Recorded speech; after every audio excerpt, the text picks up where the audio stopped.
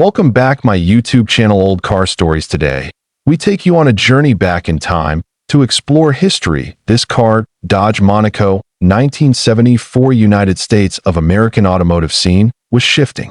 Amidst oil crises and growing environmental awareness, automakers were caught between maintaining the muscle and adapting to new realities. In this changing landscape, the Dodge Monaco stood tall, a full-size sedan that balanced classic American brawn with a touch of elegance. The Dodge Monaco had already been on the scene since 1965, originally introduced as Dodge's answer to the premium offerings from Chevrolet and Ford. But by 1974, the Monaco had taken on a more mature identity. It was Dodge's flagship full-size car, aiming to combine comfort, style, and a bit of performance for families and professionals. The 1974 model year brought about some significant changes. It was the first year of a major redesign, adopting the new Chrysler C-body platform.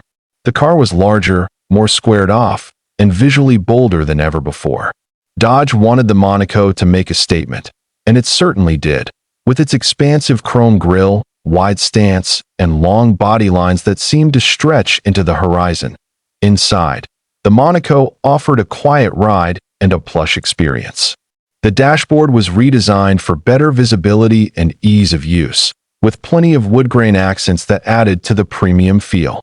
Depending on the trim level, buyers could opt for bench or split bench seating, full carpeting, and upgraded audio systems. It wasn't just a car, it was a rolling living room.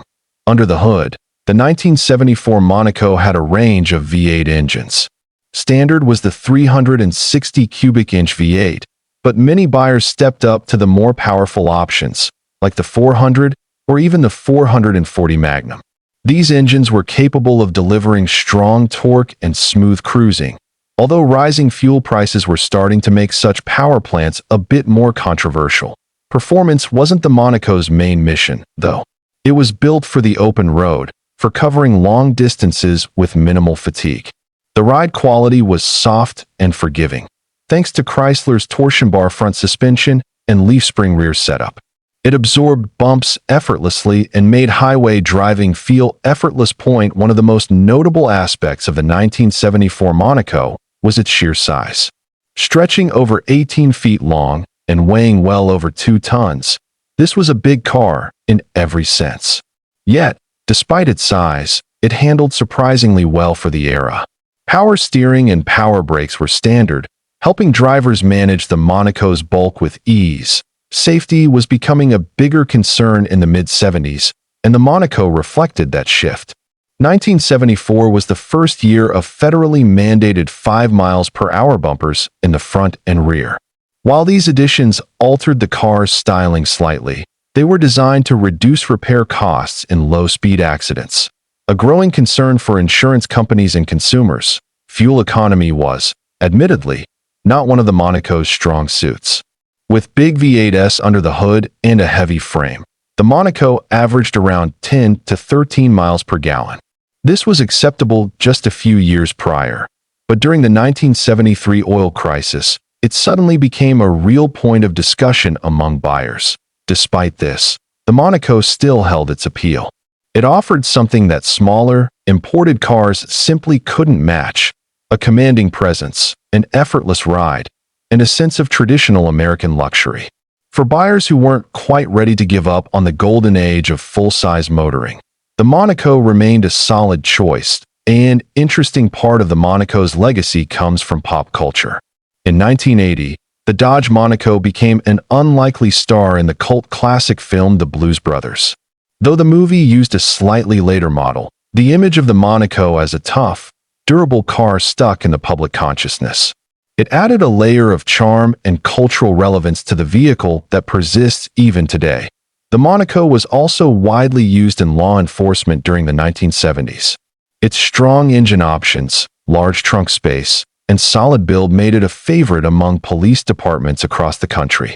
Seeing one in black and white paint, with a spotlight mounted near the driver's window, was a common sight on American roads.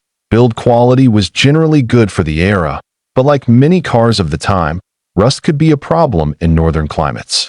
The large body panels and undercarriage were particularly vulnerable if not properly maintained. Still, for those who kept them clean and garaged, the Monaco could provide years of dependable service. Today, the 1974 Dodge Monaco is a bit of a hidden gem among classic car collectors. While it doesn't have the same name recognition as a Charger or Challenger, its value lies in its rarity and character. Clean examples are becoming harder to find, and those who own them often hold on tightly, appreciating the car's understated appeal. Driving a Monaco today is like stepping back into a different era. The feel of the steering wheel, the floaty suspension, the gentle rumble of a V8. It's a sensory experience that modern cars can't quite replicate.